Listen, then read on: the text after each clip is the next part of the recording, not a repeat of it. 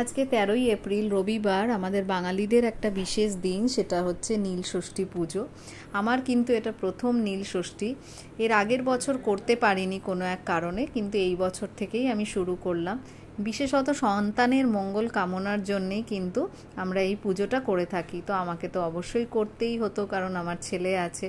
সকাল সকাল বেরিয়ে পড়েছিলাম পুজোর সামগ্রী কিনতে, ফল ফুল সমস্ত কিছু আমার বরের সাথেই কিনে আনলাম। রবিবার ছিল, তাই বাড়িতে ও ছিল, যার জন্য আমার একটু সুবিধেই হয়েছে। তো যাই হোক, বাড়িতে এসে স্নান টান করে ভালো মতো করে পুজো গুছিয়ে নিয়ে পুজো দিয়ে ফেললাম। পুজো দিতে কিন্তু সত্যিই আমার খুব মনটা শান্ত হয়ে গেল, ভালো লাগছিল। কারণ ওদের জন্যে পুজো দেয়া, ওরা ভালো থাকলেই কিন্তু আমাদের সত্যি মা বাবা হিসেবে আর কিছু চাওয়ার থাকে না। যাদের সন্তান আছে তারা এটা নিশ্চয়ই ফিল করতে পারবে যে আমাদের নিজেদের জন্যে কিন্তু চাওয়ার কিছু থাকে না।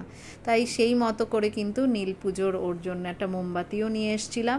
এটা একটা বিশেষত্ব যে যার যে কটা সন্তান থাকে তারা সে কটাই মোমবাতি জ্বালায়।